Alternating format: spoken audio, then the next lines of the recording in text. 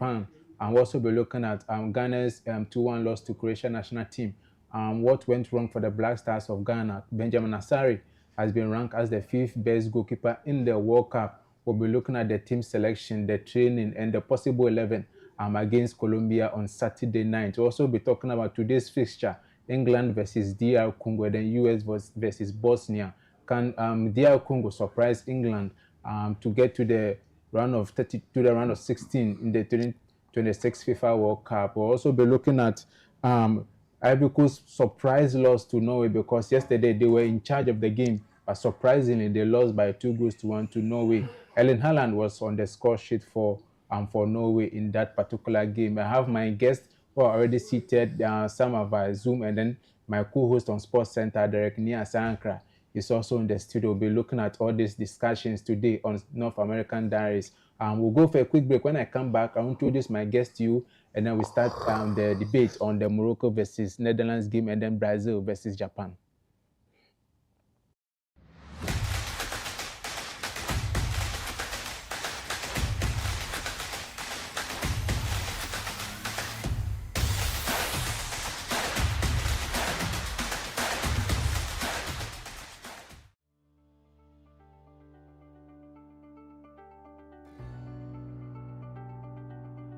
We are excited about July at Accra Fertility Center. Why? Because we get to celebrate IVF month. Yay! This is Accra Fertility Center in collaboration with Ability. We'll be coming your way to talk about IVF concerns. We have exciting packages coming. We have health talks, health walks. We have lots and lots of exciting packages coming your way. Did you know that you could actually be getting some discount packages at Accra Fertility Center? Yes, we are the first fertility center to offer packages on IVF procedures, and it's going to be so exciting. We can't wait to engage with you. Follow us on all our socials and make sure you're tuning in to Adore TV. See you soon. When the time has come to make that choice, PPAG will be.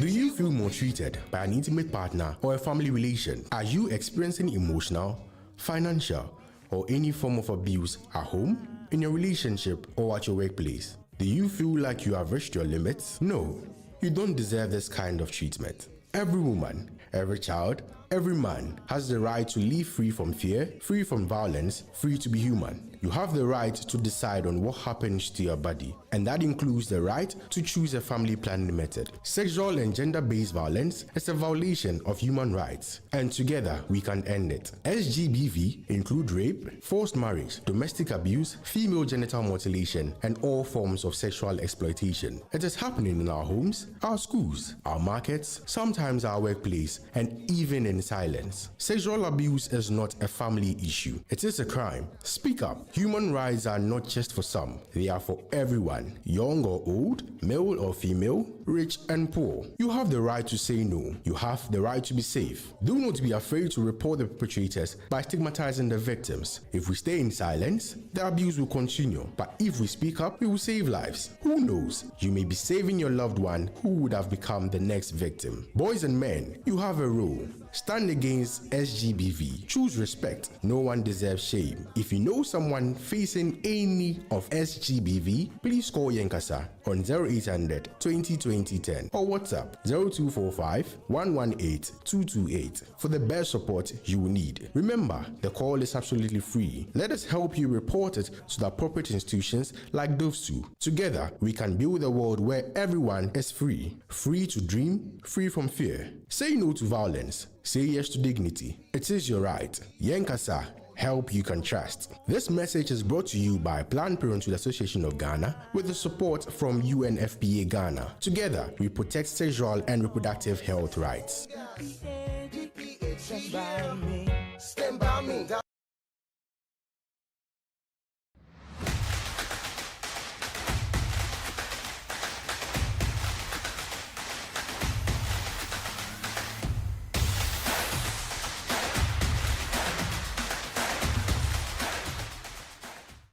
Apart from that break, we still the North American Diaries on Adra Television, and this afternoon we'll be looking at some couple of matches that happened over the weekend, and the Ivory Coast game that happened yesterday. We'll also be looking at today's game, England versus DR Congo, US versus Bosnia, who qualifies to the round of 16 in the 2026 FIFA World Cup. We'll also be looking at Argentina versus Cape Verde. Cape Verde are saying to surprise Argentina by beating them 1-0. Is it feasible? Do you think Cape Verde can knock out Argentina, the defending champions, especially with Lionel Messi in the squad? We'll also be looking at some interesting stuff that happened in the World Cup over the weekend and then yesterday. All this for you on the North American Diaries on Adult Television. First, let me introduce my co-host on Sports Center, Derek Niasa, and I call him my boss, and my boss is already seated in the studio. Me, I call him no agenda man. Any agenda you bring, he'll just squash it and throw it somewhere with his. He always has the fact to squash any agenda and throw it out into the gutters, if I may use that language. So he's already seated in the studio. Derek, welcome to the show. That's all right. Thank you so much. No agenda. Or the agenda was agenda. Someone is agendering against Benjamin Asari, but it won't happen. that he shouldn't keep the post. They should bring back Atizigi. What has he done? For a reason he's finding difficult to give us. And he has no reason. For the records, no, he just doesn't like the guy. Simple. For the records, Benjamin Asari is the keeper who has considered less goals in the group stages of the World Cup. Any keeper. Just 2. Yeah. Others have considered 7. Yeah. They say we should bring the one who have considered 7 in 3 matches.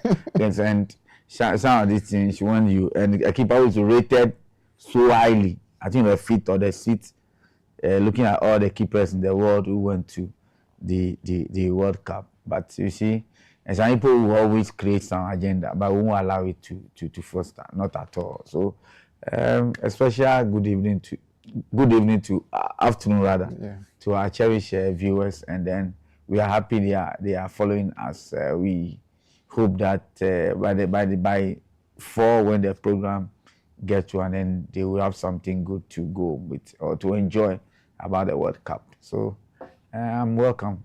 But let's start off with Benjamin Asari before we come to the matches that happened over the weekend. For him being the 5th best goalkeeper at the World Cup, were you surprised when you saw him being named as the 5th best goalkeeper in the World Cup? Because looking at where he's coming from the local league, Hearts of Oak, nobody gave him a chance that he could keep that level of performance on the world stage. But he got there and he is able to live. But some people are saying that because of how we are lining up the low block, the defensive approach, it has helped him to keep a clean sheet. If we play transitional football, he could be exposed to a lot of attacks or a lot of shots from the opponent.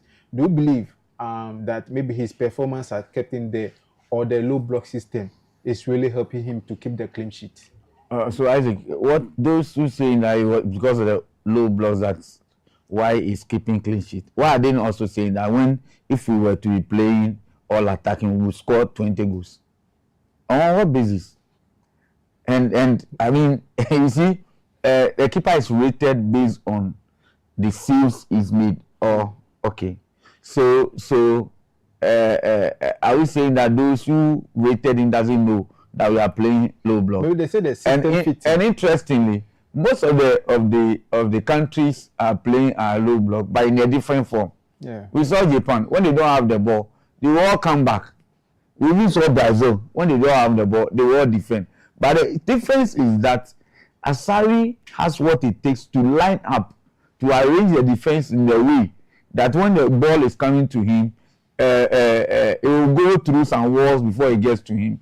And that we have to credit him for that, because many keepers wouldn't have had that kind of skill, that knowledge, that experience to be lining up their defense in such a way that they will have some block before the ball gets to him. So if you don't credit him with that, and you create in your mind chances, you will create in your mind chances, and you will also create in your mind shot that will go to him when there is no block. And I ask you, what kind of football do you watch? Because football basically comes with a tactics. System. It comes with system. Yes. Exactly. So what are we saying? See, whether we like it or not, the guy, from where he's coming from, some of us we know. It's like being in a situation where if you don't do anything, you die. And you have the ability to do something. You just do it because if you don't do anything, you die. What is the problem? The guys, sorry, is it because he's coming from the local league? no, or no. because His of his problem background? is well, no. His problem is just because he's coming from Accra as a folk. Because when you see the criticism, you coming from a particular area or part of the country. That one is clear. Because we've had people analyzing, even those outside this country. Let's just take that I like Asari, so I will bias when I'm analyzing. Let's say that a Kotoko fan or somebody who stays in a particular area in Ghana doesn't like him.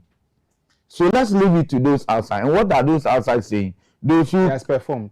and seriously, I really don't know what. And someone said that he has a problem with his right. That is why all two goals went to his right. Then I'm coming. Yesterday, when I was there, I asked him, the best save Asari has made in this tournament came on the right. Yeah, Asaka's shot. And so you ask yourself, why do these people want to create problems in their head, and then they find solution in their head, and they throw it to us? They want us to They are embrace it. setting the agenda. And when you are saying this kind of be smart, you don't set smart agenda. But when you set this kind of agenda, we just close our eyes. When we open, we know what we tell you.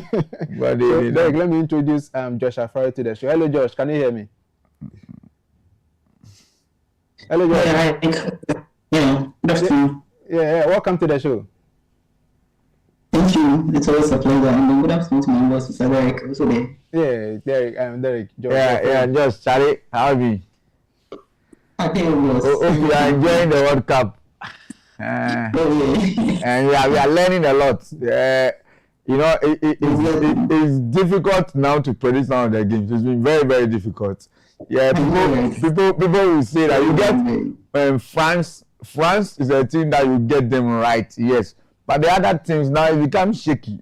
I mean, it's been it's difficult now to predict. Seriously, it tells you that the game is changing so much. Other countries are learning, moving from their country to play in these big leagues. I mean, all countries are learning, and I can't wait. God should give us grace to see the next World Cup. The next 4 years will be a very different World Cup to watch. But Josh, let me come to you with this Benjamin Asari issue. I asked Derek about it. You know the agenda, he has just thrown it somewhere. People are saying that Asari is performing because of the system, the low block system, and it is helping him to keep the clean sheet. Do you believe in that ideology that the system is really helping Asari to keep the clean sheet, especially when he has been named as the 5th best goalkeeper in the World Cup? Alright, good afternoon once again to our choice listeners and viewers. But I don't understand when they say that the system is favoring Asari. Asari is part of the system. Asari is part of the system. So if you say that the system is favoring him, then he is part of those making the system work. Exactly. Because you know that when you are playing in a low block, right, or when you're defending very close to your goal, that's one of the most difficult things to do because you are there is a high chance of you conceding an own goal. There's a high chance of you turning the ball over easily, and when the opponent gets a ball in your own half. When I was asking me why in the Ghana England game are we playing half pack, and I'm like, yeah, that's the strategy we came with. But when you're defending so close to your goal, and your back line is not that disciplined, your goalkeeper is not that disciplined, what it means is that there is a high chance of a ball deflecting and then scoring. There's a high chance of you just missing a shot and you conceding. So I think the defense has been resolute, and what we tend to forget is that the goalkeeper forms part of the defense. So if you have a solid defense, then we need to credit the goalkeeper for doing a solid job. So I don't believe at all. I don't buy into the idea that the system is what is making Asari. Yes, some system brings the best out of players, but it only brings what is already there. So if a system is shining or bringing like Asari's capabilities, then he already had those capabilities. He's just been given the platform to show these capabilities to the world, and I think he has really taken this opportunity. And kudos to him.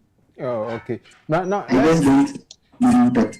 Okay. Now let's come to the main agenda for today. We are looking at Netherlands, Morocco, Brazil, Japan, and we're looking at Germany, Paraguay, and then today's game, England versus DR Congo. But for me, one thing, the supercomputer predicted Netherlands to win the World Cup, but they've lost to Morocco in a run of 32. Were you surprised by what happened in that particular fixture? Okay, so I was surprised they lost, but I wasn't surprised to the opponent they lost to. Those are the things because If you are looking at the World Cup, one of the most informed teams at the World Cup or this year's World Cup, or one of the, even the dark horses, the teams that were predicted were not selected as the top notch favorite, but were selected as the second tier favorite to go all the way to win the World Cup. England, Cohen's Netherlands were part of those teams. And if you look at the structure of the team they brought, their team was one of the most balanced sides at the World Cup. Yes, their players, they didn't have the stellar names, but if you look at the structure of their team, their goalkeeper Bart Verbruggen of Brighton, you look at their backline, the kind of backline they have, look at the backline they brought to the World Cup. They brought Virgil van Dijk of Liverpool and then Jan-Paul van Hecker. And then they even play Mickey van der Ven, who is Tottenham's arguably best defender as their left back. So these were the old defensive-minded players or centre backs, if you were to put it, that were playing in fullback positions. They had Denzel Dumfries, who are wrestling from Real Madrid. In their midfield, they have Wayne Gravenberch, who is a proper DM. There's Frankie de Jong, who's a proper central midfielder. Then there's Tijani Reinders, or even if you choose to go with two Miners, who's also a proper box-to-box or attacking midfielder. Then look at the attack. There's Cody Gakpo, there's Crescencio Somerville, and then Brian Gilby, who has been a revelation at this World Cup. In terms of team, in terms of structure, in terms of balance of the team, Netherlands have one of the most balanced sides at this year's World Cup. And they won their group. So everyone expected that going to the round of 32, they got a very favorable draw, meeting one of the third place teams and then making their way to the round of 16. But they were very, very unlucky. Very, very, very unlucky. And this is what tournament football is all about. Some people just debunk or play down the fact that luck plays football. To win this kind of tournament, you need a bit of luck on the side. And the luck of the draw is one thing you can't downplay. Because the group they were paired against is either they were facing Brazil or Morocco. And those two teams were not really fit. So looking at the nature of the game and then the team they played against, and Morocco is the best team on the African continent. They are Africans #1 and the most informed African team in the world.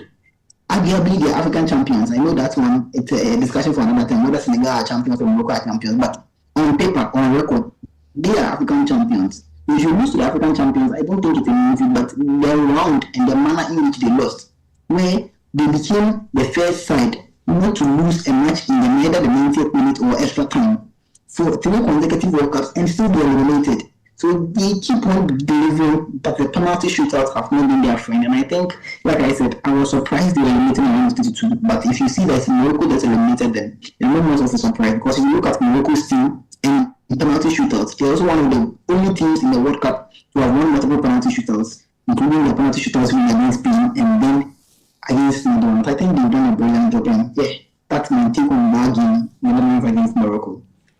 What do you think is the problem of this Netherlands team? When you look at their performance in recent tournament, they have not been performing so well. Is it the current generation of players that they have, or is it coaching issue? Because Louis van Gaal comes in, he goes off. Ronald Koeman comes in, he goes off. Louis van Gaal comes in again, and there's some sort of friction between the two. One is a technical director, and the other says I can't work under him, so one has to go. Is it the technical aspect that is the problem of the Netherlands, or the current generation of players that are not performing for the national team? I think Netherlands have always been, they are not always there, but they are also moving around always. And if you look at the structure of their team, they are blessed with talent. It is not a golden generation. Some will say it's either a silver or a bronze generation because they are blessed with talent. And their players play in the elite clubs in Europe. So if you look at the nature of their team and the structure of their team, I think one thing key noted was the coaches, the kind of coaches they have deployed. And if you look at the Netherlands or the Dutch football, because of that total football, the Johan Cruyff mindset. So then you see them go for an expatriate coach, a coach that is not from their country. That's why you see the recycling of Louis van Gaal and Ronald Koeman for some time. And these coaches will run away immediately. There's a bad run of results. Just like Ronald Koeman has just resigned after their elimination from the World Cup. Look at such things. I think it is time they start looking at coaches outside their country. They start looking, targeting some of the big names that are not from the Netherlands to bring in a fresh idea. Because they are stuck in a particular system. And then all the time you could always tell that their team is always playing on one way. You know what to expect from the Netherlands team. And it has become easier to plan against them. And it's not easier. When teams have seen that, okay, if you can't beat the Netherlands team, just take them to extra time, force the game to penalties, and there's a high chance you can beat them. But gone are the days where they had Team Crew, who you know that when you are bringing in Team Crew, he's always coming in to see 1 or 2 penalties. But now, hey, who are they relying on for the penalty shootout? And I think it's high time we start looking at it's not a player problem. I think it's a technical issue. You start looking at coaches outside their domain, like what the big countries have done. England have gone for a German coaching, Thomas Tuchel. Brazil have gone for an Italian, Carlo Ancelotti. They should start looking at what these big teams are doing, these big countries, quote unquote, are doing, and then start emulating them to get some fresh ideas into the Dutch national team. And I believe that they have the talent to deliver. If they are being genuinely coached well, I think they have the talent to deliver. Goran Coleman's time is over. They should just find somewhere, find a small club in the Dutch and just here and then coach them. But they should get a proper top-notch coach who is an expatriate, who is not from Netherlands, to come and coach the team. I'm hearing things like Eric Ten Hag. I beg, shouldn't you guys instead and give the job to Eric Ten Hag? You don't want any catastrophic event in Netherlands. They should find a top-notch coach outside, and then I think they can freshen things up and get a better team going forward, and look better in further competitions to come. Okay. Yeah. So hold on for me. I'll come back to you again. Let me go to Derek. Derek, yesterday we watched Ivory Coast Norway, and Norway, they were there for the taking, but it seems like Ivory Coast didn't take their chances, especially when they equalized. They were on the front foot, they equalized, and then they decided to defend. I mean, was it? People are saying Africa, our problem at major tournament is mentality issue. Do you see it from that point of view? Yeah, so I think my the first country that disappointed Africa was Tunisia, and we've not even finished playing the 132.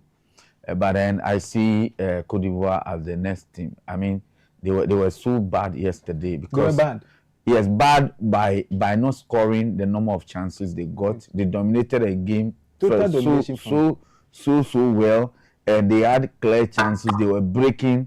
The Norwegians left. If you look at how they celebrated yesterday, the Norwegians celebrated after a game. It will tell you. It just give you a clear information that they knew that Cote d'Ivoire should have won the game. I really do not know what happened, and I will not shy away from the fact that I think, and then I've said it some time back, that a lot of African problem has to do with mentality. So you look at the African countries that are doing well, and you look at the players' background, and you realize that they play with all these guys. They were playing with them when they were kids, so they have a different mentality as compared to what we have here. And I think that for us to compete at the highest level, our players must do this for thing.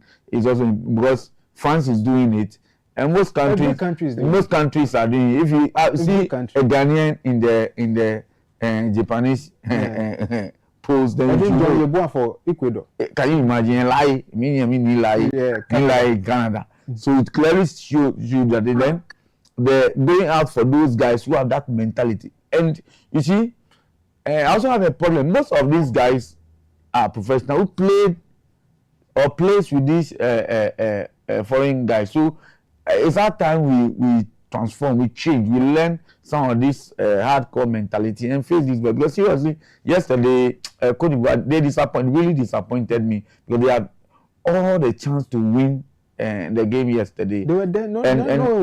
Even when you look at the goal Harold scored yesterday, it was just it was an error. Yes, and he, even when he touched the ball, he didn't know that the ball was going through.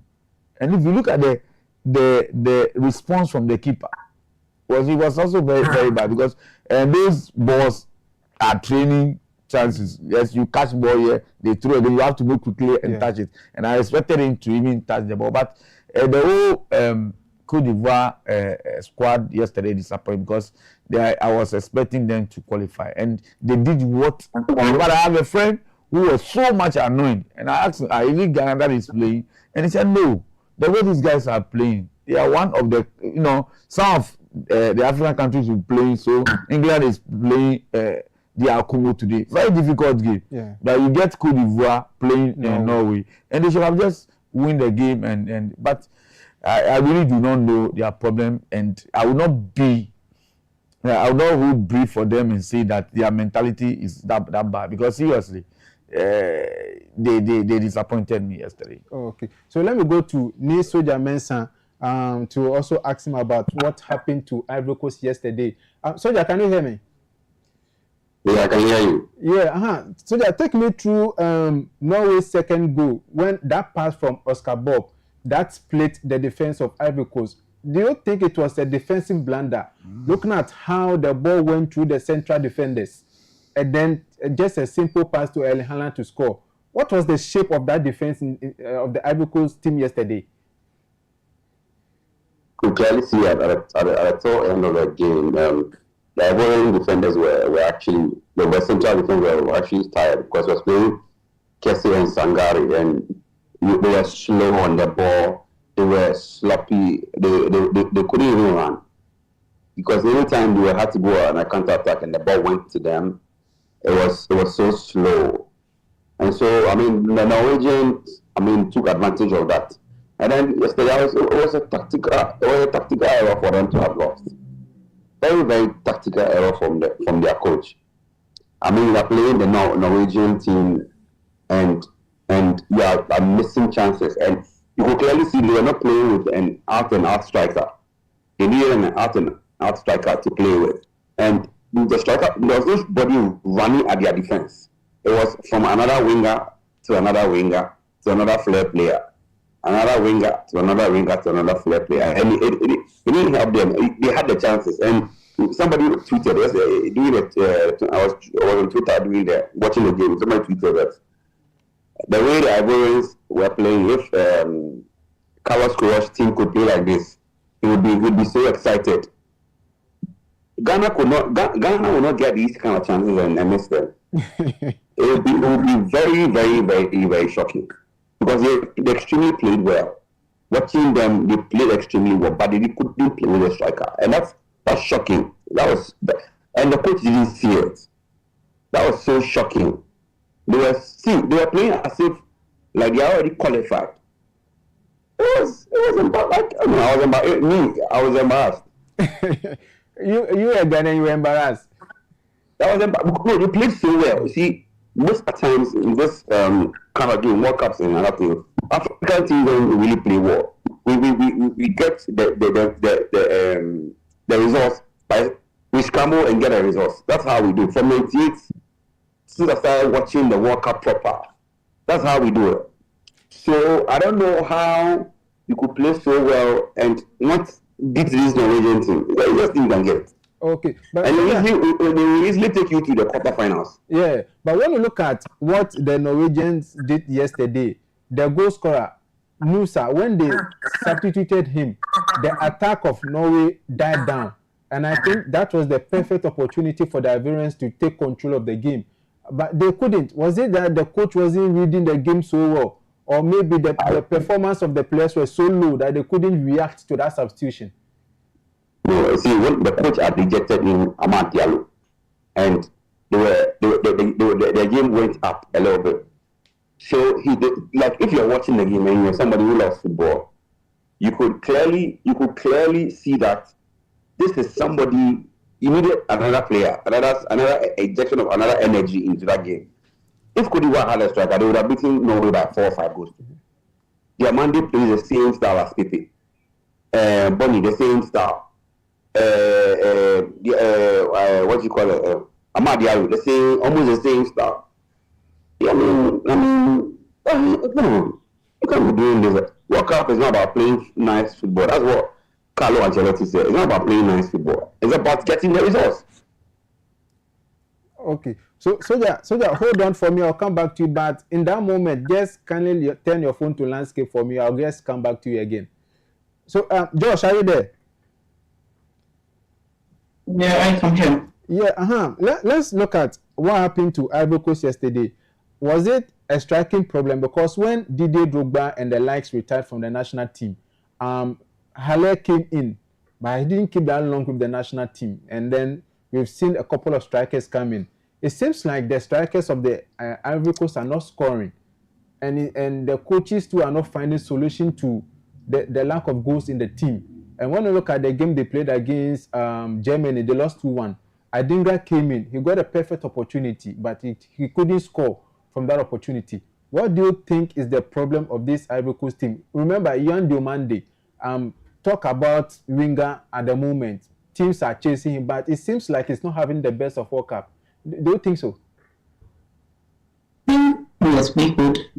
we narrow it down to some points to the striking problem of the Ivory Coast national team. If you check Yohan Aishboni, who led the line for them in their last 2 games at the World Cup, he played 33 games last season for Inter Milan and scored 5 goals. If you check that of his backup striker, who is Evan Gasson, who started the season with Aston Villa. Gasson played 13 games with Aston Villa and scored 0 goals. He moved to Crystal Palace and played 8 games and scored 1 goal. So if you have a total minutes of 2 strikers who have played over 60 games and their goal tally is 6, that should tell you that Ivory Coast clearly needed goals from somewhere else on the pitch. And if you could tell their impact of this year's World Cup, the problem they've had is that their goals have always been from either the wings or from their central midfielders. So it's either Amad Diallo is scoring or Nicolas Pepe is scoring.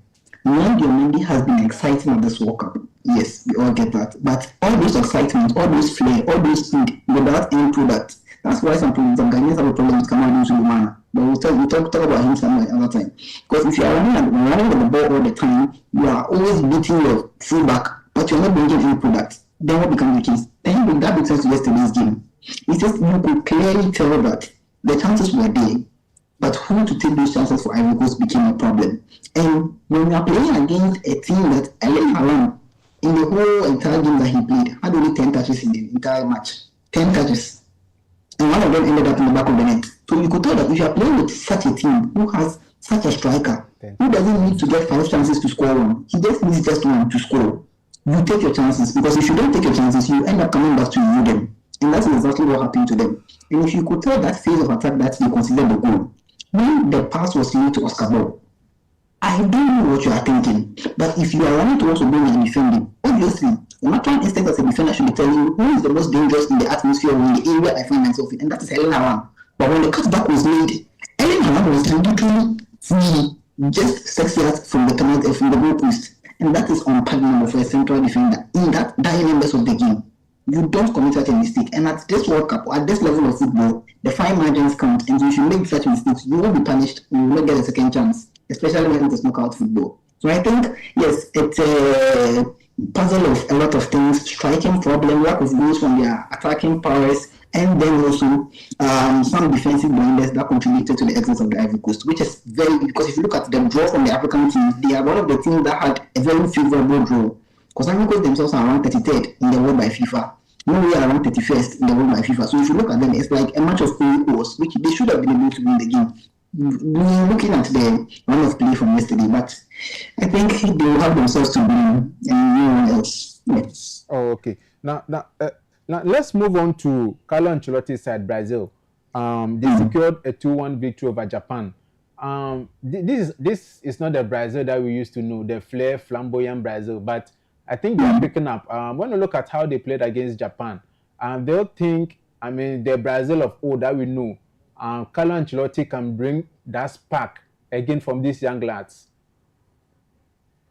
Think Carlo is Carlo. And if you are looking at a manager of Carlos pedigree, who has managed top players like Zlatan Ibrahimovic, Gattuso, Seedorf, Ronaldo, Kaká, these kind of caliber of players, he's managed them. So it is not the egos of Vinicius Junior and Materials Junior that he can manage. So Carlo is Carlo. And he's arguably the best man management in the game of football when he has to manage a group of people, psych them to play a certain way that he wants them to play. People say that tactically he's not that good, but to psych a player up to be ready to play, I say that football is mostly played in the mind, even before you step on the pitch with your feet. So when you are psyched up in your mind and ready to play, it translates into how you play on the field. And Carlo getting some players to play. Look, Casemiro is still delivering at this World Cup, whether you like it or yes. Yes, he's not being that Casemiro that covers a lot of ground, but he's doing a job for Carlo, and it is working. Lucas Paquetá has not been himself. Carlo keeps on playing him because he's doing a job for Carlo, and it is working. And if you look at their game against Japan, Japan has always been a difficult time for any opposition. In their last World Cups, they were eliminating Germany and the likes. If you are not that disciplined against them, they will beat you. That has been the outcome of them. And Japan themselves have been very, very unfortunate with injuries. Because the Japanese set, if you look at their entire 11, they are missing about 3 to 4 players of their starting 11. They went to this World Cup without their Brighton winger, Kaoru Mitoma. They also went with their other winger, Takefusa Kubo, who is also injured.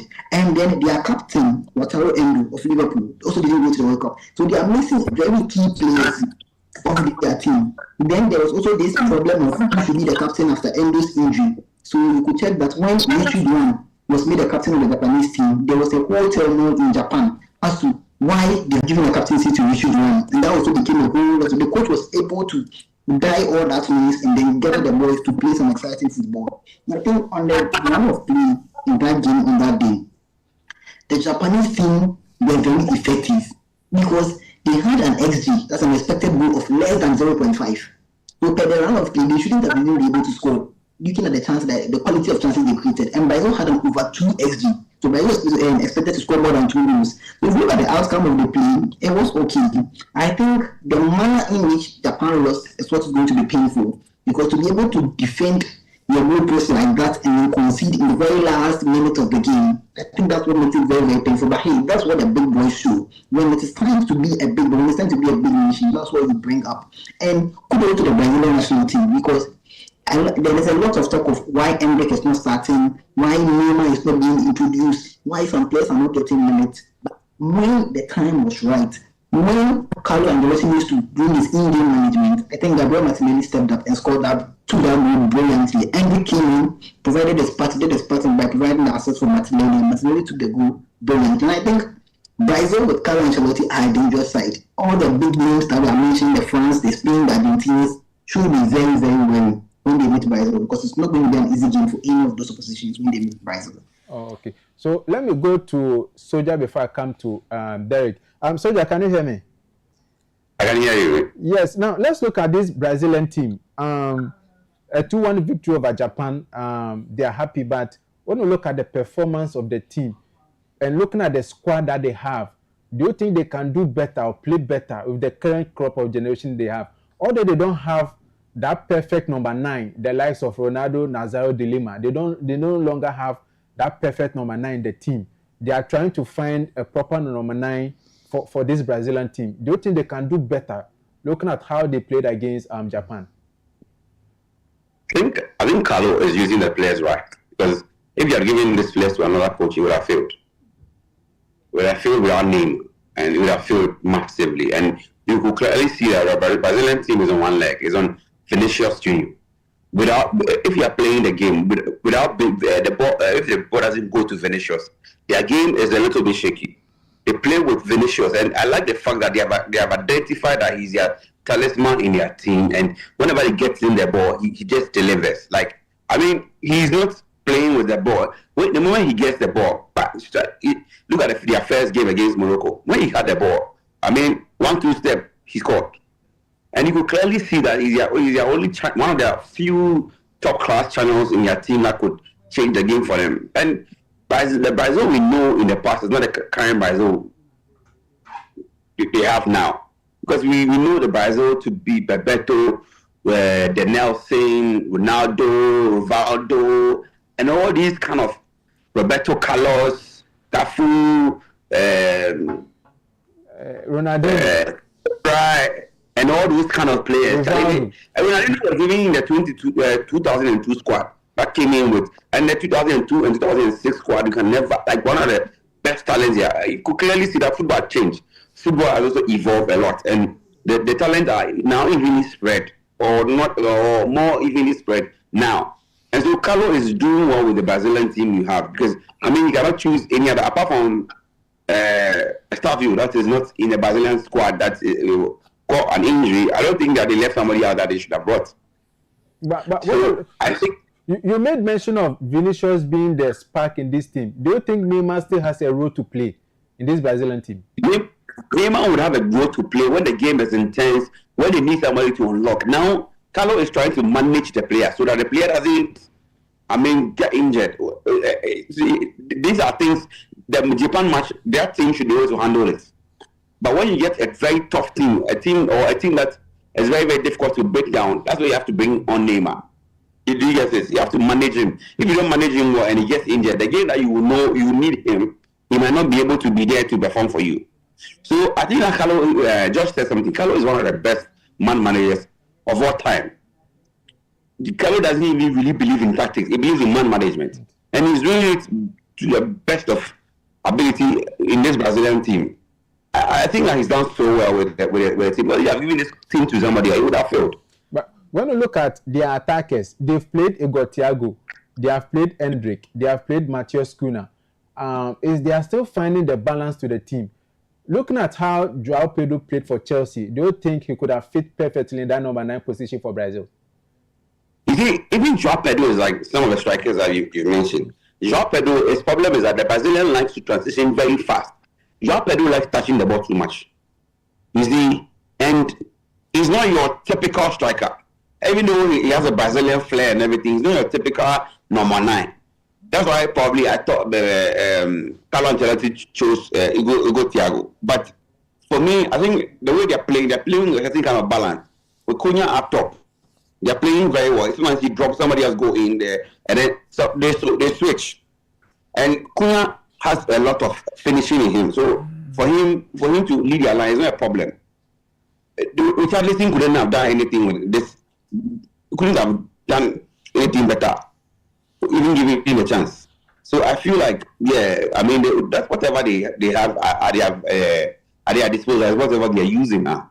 So I don't think they have a problem. The only problem would come when they play against the big teams and how they are going to bring on Neymar to change their games. Okay, but so hold on for me. I'll come back to you. Let me go to Derek. Derek, we saw Brazil, and then in their first game, Rafinha was brilliant in that game, but he's injured at the moment. And do you think his injury is also causing, or his absence from the team is also causing some problems for the national team? Well, let me generally say that my brothers have done justice to the Brazilian team.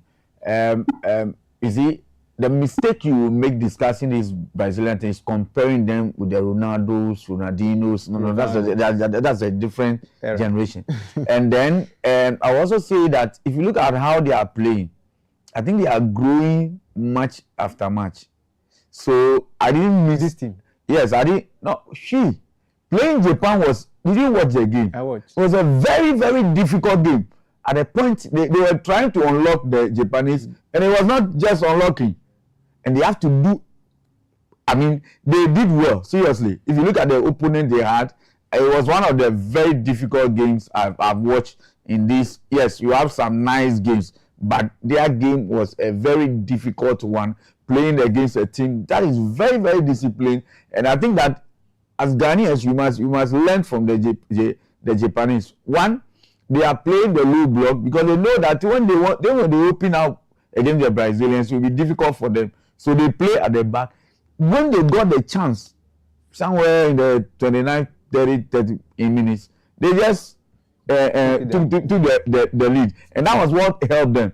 Unfortunately, what we also need to teach them was that you cannot forget yourself at that dying embers of the game. In fact, they defended. I don't know how 4 defenders left Martinez alone standing, and then he had the ball and then slotting. He didn't waste time. It was just a smart one. The ball came and then it's slotting. So I'm not sure they are missing any player. Like you stated, if you are a good coach, you pick and choose. You look at the game and then you pick and choose the right player for the game, and it's working for them. In fact, the intensity, the pressure, the kind of substitution they made helped them so much in that game. And for me, it is the discipline of the opposition, Japan, especially when they have scored them in a friendly before 3-2. In fact, Brazil scored 2. I think they came back to equalize and then went ahead to win against Brazil. So they are not a team that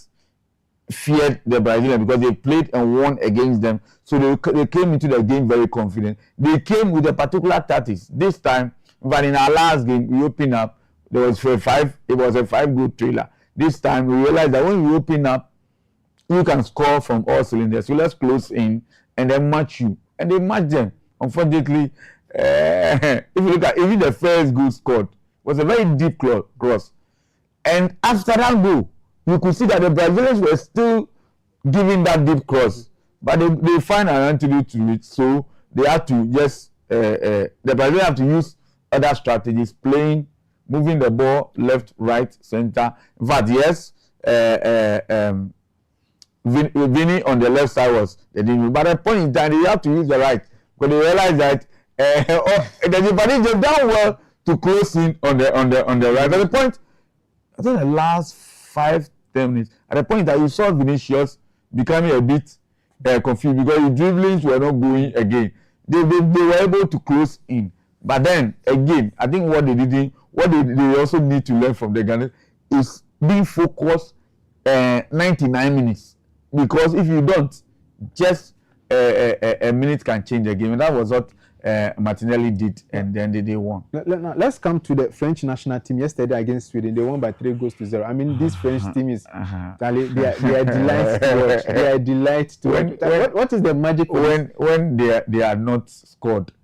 At the point I told 5 minutes to the game, I told everybody I'm watching with that France to score. But they were firing from 30 yards, 40 yards, and you know Mbappe can shoot 30 yards, 40 yards to score. And let's give credit to the opponent keeper. It is well on the day. I believe it says will be more than 10 critical saves. But then, look at the first goal Mbappe scored. It will take, and I think the game before that game, the goal, I think the first goal the Norwegian scored. Yes, I thought it was the best goal of the tournament. And then when I saw the Mbappe goal, I have to change my mind because you see, he got the ball in our acute corner, moved through 2 defenders. He didn't finish the dribbling and then quickly kicked the ball into that far corner. So, I mean, they are extraordinary players and they understand themselves. If you look at the telepathy between when Mbappe scored, went straight to the coach. If you look, you could see that there is something coming from the technical team to the players, and they were delighted to watch. But I believe that the France team is a team that you can score. Their defense, yes, they have some good players, but the way they play, if you break them and break well, you can also score them. Okay, Derek, I want us to look at this analogy. There's a saying that quality players create their own chances when the chances are not coming. Sure. Should it also be the case for Antoine Semenyo that the chances are not coming for him? He should be a selfish player and create his own chances and score. Straight away. In a game against, we saw that ball that missed the pool by inches. I expect him to do more of that. More of that. I expect him to do is run even more. He should, take some. He should just take his destiny into his own. He must score. I mean, in the next game, Semenyo must score for us, because if he's not scoring, I'm not sure he should also be kept in the game for 90 minutes. If Jordan is taken out, he should also be picked out, because he is a main man. Yeah. And in some of the games, if you look at his rating, he's not that high there. Yeah. He might. You see, Fatal comes into the game, change the game. Yeah. Branding comes into the game, change the game. But you have our main man and Semenyo into the game, and he's not changing the game. The next game, he must come tops. He must really show that he's a big boy. Okay. Now, hold on. I'll come back to you. Josh, let me come to you. Let's look at this French national team. They are so good a team that Ryan Cherki is on the bench. They are so good a team that Marcus Thuram is on the bench. Even when I look at the bench players, I mean, these players are also can start for the French national team. How good is this French team? The French they've always been blessed or been spoiled for choice. They've always been blessed with abundance of riches of talent. And some people complain that yes, we've been stealing talent from Africa. But if you have a clear plan, if you have a clear structure, that's where the talent will also want to go and then flourish. I think they are blessed. Yeah, that's all I can say. They are blessed, and they have a proper manager, because we've seen managers who have also had too much to handle. But when you have enough of this talent on your hand, if you don't know how to juggle them, if you don't know how to use them as and when they are needed to be, people forget that France took N'Golo Kante to the World Cup. Yesterday someone said, hey, Kante is at the World Cup. Yes, Kante is at the World Cup, but Aurelien Tchouameni and Abraham Rabiot have been playing so good that people have been forgotten that N'Golo Kante made it to this year's World Cup. And then if you look at the structure, like I said, Michael Olise typically is a winger, so he loves to play on the right typically. But they are too blessed, or they are too spoiled for choice that they need to shuffle around. And the big players understand that. They understand that, yes, this is a team that you can't get the comfort of playing the position that you are always comfortable with always. So they have to make some shuffles. Mbappe is leading the line. Bradley Bakula was introduced yesterday on the left, and then the Ballon d'Or winner Usman Dembele on the right. And Michael Olise has not been deployed as a number 10, and it is working perfectly. Yesterday there was a video, there was a clip that was trending where Ryan Sheki was very furious or annoyed with Didier Deschamps. And so Deschamps was trying to even dab him up, and then he was ignoring him, throwing his hands and stuff. You don't do that when the team is going. Between him and Michael Olise, who should be the number 10? Obviously, if it is not breaking, you don't fix it.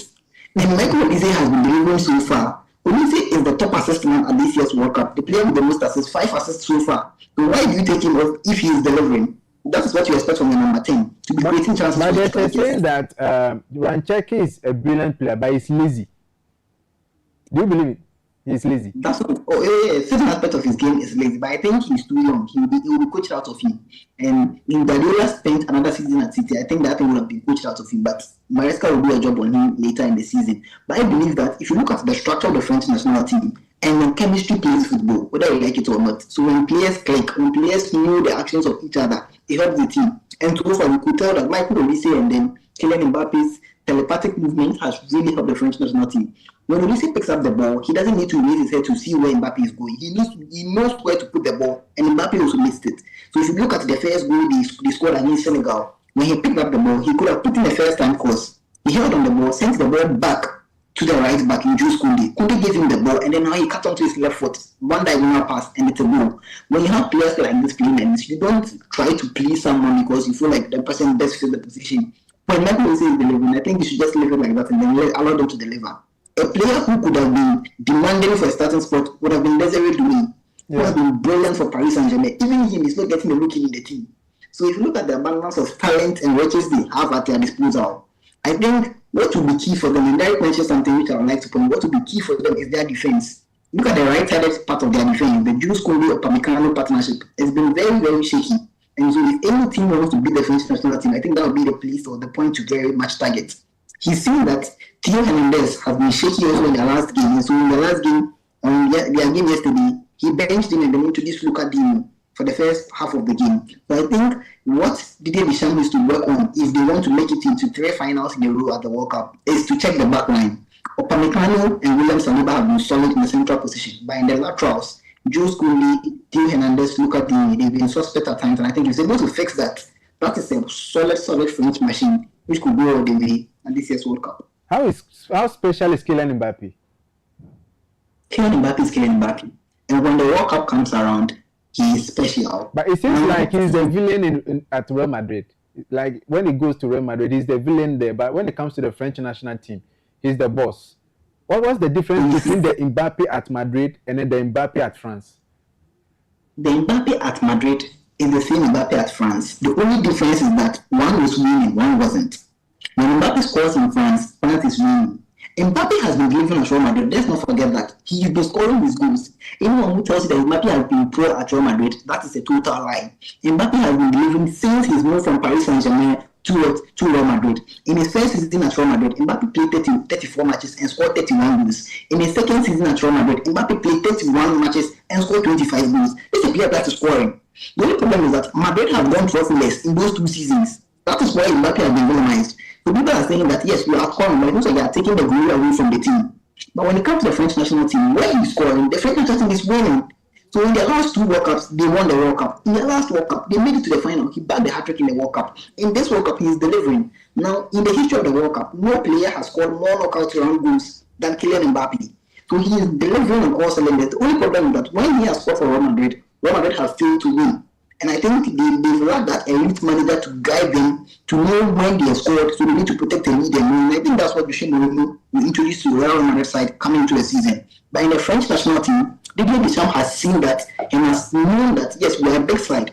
When they're leading, they know when to defend, when to attack. And I think that is what is helping Mbappe, because if you score 3 and you lose, no one seems to care. But Mbappe delivered one of the best individual performances in the World Cup final by scoring a hat-trick last year, but because last World Cup, but because they didn't win, it looks like it has become a normal performance. But if imagine Ronaldo or Messi scored a hat-trick in the World Cup final, that would have been a performance of generation. but because they lost. So when you lose, sometimes the performance is overlooked. And it's because Real Madrid are losing, the performance of Mbappe has been overlooked and he's been villainized for some time. But when they are winning, I tell you he'll be there. And I think Real Madrid will come good.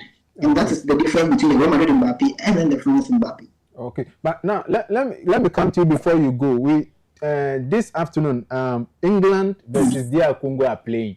DR Congo were able to hold Portugal to a 1-1 draw. Do you foresee the same thing holding England?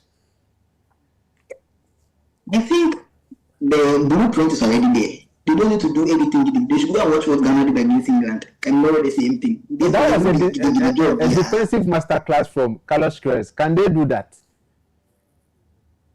Yes, they should just go. Yeah. I think they have a better defensive structure than Ghana. So if that defensive structure, because they are look at their laterals, they have Aaron Wan-Bissaka, Ata Masuaku, Chelsea and Member, and Enzo Twanzini. These are better defenders if you are comparing them man for man or player for player to our central defenders in Ajiti and then Jerome Opoku and the likes. Man for man, they have better players, better quality than Ghana. So I believe that they shouldn't go and do something extraordinary. They try to match the English for play, they will be beaten and they will be beaten massively. What they need to do is that stay in the game. When the English team gets frustrated, your chances will come. And with Yuan Wissa leading the line up front, I think when we get 1 or 2 chances, he should be able to take one for them to punish or hit the English national team. I foresee them that they shouldn't just rush the game, they should stay in the game as much as possible. And the chances will come. When you look at this Congolese team, they don't score that much. Even from the AFCON, even from the qualifiers to the AFCON, they don't score that much. Do you think that will be one of the most challenging team, one of the challenging teams they will face this afternoon? Even though they will create, but the goal scorers are not there to put the ball at the back of the net. One of the football philosophy that we have always disagreed with, they are saying that defense wins you championship. Look, goals wins you football matches, whether you like it or not. You need to score in the football match to win. That's why when the game will draw, we find out who can score more, draw a penalty shootout. So they need to find a way to score. But you see, when you're playing against these big teams who are treated when they've not scored for long stretches of the game, and that is when they are at their most weakest point. So if you're playing against a team like England, it seems like we are losing George. So let me go to Ni Soja if Soja is there. Soja, can you hear me? It seems like Soja is off. So Derek, let me come to you. England, DR Congo. Big game for DR Congo. The last World Cup they went to in 1974. They conceded 14 goals and then they came back home. This time around, they have not conceded that much, but they are still in the game. Do you think they can knock out England, especially holding Portugal to a 1-1 draw? As for we are in a different stage of this tournament. Yeah. The stage that you can get a draw and go home and smile is gone. Because this time when you get a draw, you have to defend a draw by a penalty kick. So yes, I think I just said something very important. We've shown them that Ghana showed them what to do. Also, the blueprint is there. So they have to just copy. And then you see in the Ghana game, we got some decent chances to score. So then they get some of those chances, they score, and then they come and sit back. Because they must score to win. Unlike the Ghana, we don't need to score. One point was good for us during that game, but they must, and they will definitely, one good thing about just playing the low block is that you will definitely get a chance because your opponent will be coming and they will leave a space behind, and if you have the players that who can run at them, you will get a chance to score. So that is what I expect them to do. In fact, like Josh said, if they come hoping and they want to play against the English team, definitely they will be punished because when you leave your back for your striker, is it Hurricane? Hurricane, he will definitely score. He can score with the head, he can score with the legs, he can move back, pick the ball, and do whatever he likes. So they must close in, do the low block like others are doing. When they get the ball, they can move in drones, they can move as a team when they are moving forward. And then quickly when they lose the ball, they come back and do their defense. Like I also agree that player to player. You see, in football, this is it. Player to player is different from playing as a team. One advantage for the Ghanaians is that you cannot talk about player to player. When we are discussing our defense, we are not talking about, yes, we can single out Ajete, but then it is the collective work that is helping us. So we might have the player to player, but when they have a difficult. This team that we are praising, Jerome Opoku, Marvin Senaya, look, for me, where I sit, I believe it is the system that is helping these boys. Why am I saying this? Wait, we send the same players to USA and the Obroni coach we sacked. Hilton. Carlos, Coach Hilton. We sent them to US and we played US Mexico. This same US and Mexico team killed these players. No, so you see. Look, that's what I'm saying. No. So you see, you must also appreciate the fact that open transition. You must also appreciate the fact that this is a team that that time they've not played against themselves over time. I'm coming. And don't forget that Sanaya is a new entrant. He said let's leave out. So it's a new entrant. We agree. I'm talking about Jerome Opoku, Gideon Mensah, took two.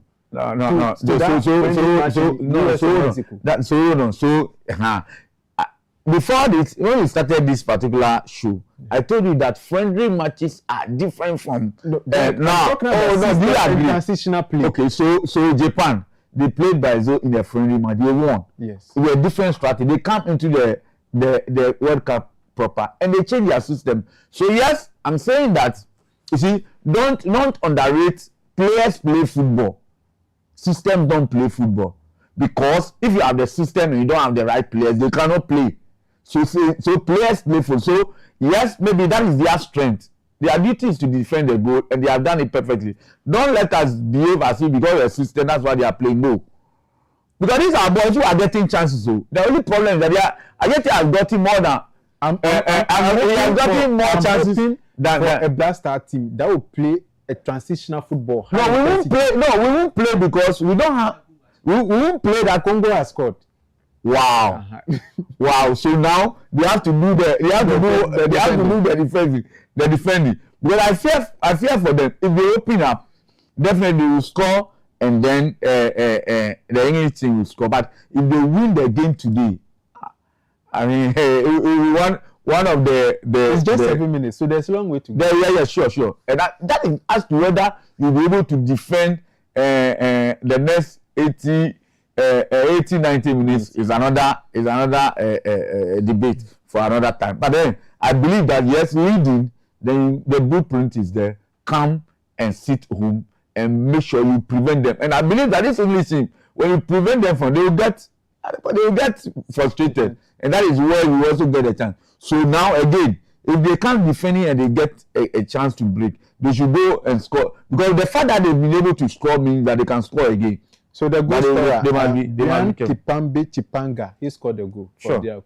I think it's good for them. But they must not forget themselves like the Ivory Coast team did yesterday. You know, they were one goal down. 9 out of the 10 to qualify to the round of 32 is an achievement. No, if you have between 4 and 5 moving to round 1/16, it's good. Between 4 and 5 countries from Africa going to 4 and 5, I think it will be like starting the World Cup afresh somewhere in 2018 or 2014, where we have only 5. So 1/16 and you have 5 repping. I think it will be good for us. So kudos to the DR Congo team. But then we expect them to do like Josh said, do the blueprint is there. Do the defending and do. They must not forget themselves. They must not be. They must not be indisciplined. Just and this English team, they are not like the Brazilians who a player can weave through 2 players. No. They are passing game, most of the and then they're crossing, players, and they will do a lot of crossing. Oh yeah, for sure. There. Yes, they will do a lot of crossing. We were able to stop their crosses or defend their crosses. And that is up to them to do. Mm-hmm. But Derek, let's talk about something. When you are not feeling, which hospital do you go? Because I'm recommending Medifem to you. If you are not feeling well, you can go to Medifem Fertility Center for all type of illness that you want them to cure for. So July is the month for Medifem month on Adwa Television, and we'll be hosting them here in the month of July. Any sort of illness, sicknesses, you can recommend it to your friends or family, church members, anywhere. we can even equally give out their numbers for them to call Medifem. Slightest headache, they should call Medifem. Stomach ache, Medifem. Any problem at all, but this month is IVF. Those who are struggling to give birth. Yeah. So they have the best solution in this country, Medifem. Yeah, let me just say that, you know, I used to work in one of my former companies around Hachu. So I know Medifem, and I know a lot of our ladies used to go there. And I have the colleague I work with, very close one. I don't want to mention her name, but that's where she got a only child. So I can bear witness somewhere around 2014, 2015. That so I really can. But personally, I want a sponsor to take me there. But, you know, yes, we are for a birthday. I wish I can do a thorough examination of myself. When you are growing, you must take your health so serious. So if I get a sponsor, I will take me to do all the various medical tests. General assessment. I will be very, very grateful. Okay, so to our viewers out there, let me say this in three. Oh, honor unto me, 2 years, 3 years, 4 years, 10 years, 15 years, 20 years. Now I say I warm air de mawa where the solution about and how when hospital be and the hospitals be brave adults to me we draw back to me say I be 20 that be made from the entisa you more one touch now I to me two back up now we be twins amount open made from akwamide omo numbers na ebe to drama no from no alcohol open ban mi no be mom mi no open mi enso me mom mi ensa open ni mom me mom no open 100 children bet me 100 children. And when they say one from numbers, you know, I call Accra Facility Center, no my examination, my examination, no amount a draw bet to no ma, bet me intent to numbers near 050-933-7796. Miss Abu Boss will be my mouth 050-933-7796. Obo onya de to ano ano agemi asem ko mebi ne da bi medefem de ukọ ho ojemu a betimi aso mama no my examination no ma hwe problem a ewo ospem no ho a ebia ntumi ma enwo ba no omo hwe wi a ma catch us say oh problem we ni nti no ma steps a aduane obetimi di ana eduro betimi ama a onumu a betimi abo ama wa wo ope be ma betimi aya ama ope oba so betimi aya ama ope twins a from numbers no comedy film da ho no mo examination ma after 1 year problem say nkola bibiri esu fie umperi na opeden comedy film sisia from numbers no omema directional alcohol within a year obon say nkola start esu won fie a energy beba obisian penin biam betuma bisa say o wale nkola biam ba fie obisian penin biam ma ho nananum entumi membesa grandmother grandfather uncles aunties obiam bisa hwe because benefit amount solution from Nekoho, Misabo bon numbers so Asama or 050-933-7796. Busumi we more Adra TV no for station to Adra TV. Yababe can IVF insem or Adra TV. Omo muntu mi wono. Ti hanum yabema solution. Oko medefema. Come on. Nya ye test na papa. Oko fia o de flow ye. Da catch ni so mako medefem. On my examination, my BBA, almost in the bono within 1 year pay, in Colabia started a small fear hunty, Mr. O cost of or either count home, no more no my test BB, no my recommendation. When you had the bono, we are young Kruma, when you had the bono, papa, Nancolano, Asta Taba, Umperi and Oped, and Derek, finally we are about to go. Final message, Belgium will be taking on Senegal prediction. Senegal must go through. I see Belgium going home like the Netherlands went to, and Senegal must do for me. As for Morocco, we're pushing them to get to the final. The last time they went to semi-final, they have what it takes to get to the final. So we're pushing them. We're pushing other countries. I see Senegal, Ghana. We must try, and at the minimum, must have 4 teams going to the next stage of the competition. Okay, so Derek, if you have friends, family, church members who are finding it difficult to get that, direct them to Medifem. They don't have a problem. I've already given you an example. Yeah. So I've been doing that already, and I would continue.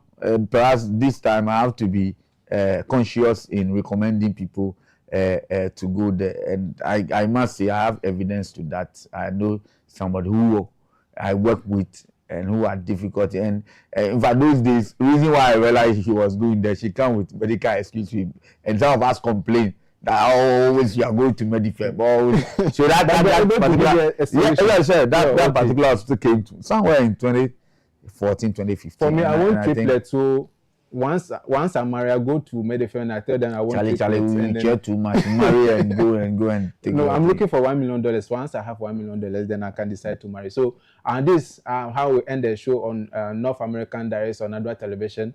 And we spoke about the Black Stars of Ghana, especially Benjamin Asari, Brazil national team, Germany, Netherlands, even today's fixture, England versus DR Congo, where DR Congo is leading by a goal to 0. We'll come your way again, God willing, on Friday. My name is Isaac Morte. I did this with Derek Nia Sankra, my co-host of Sports Center, Josh Afare, join us on Zoom, and then Niso Jamensa also join us by Zoom. And then my producer, able producer Nicholas Blankston, he is there directing all the affairs of this show. And then MCR Jonathan is also there pushing out some images, controlling the affairs. And then the camera personnel in the studio, Frank is here, and then Samuel Akuti is also here. They give us the best shot of this show. We are out to come your way again, God willing, on Friday.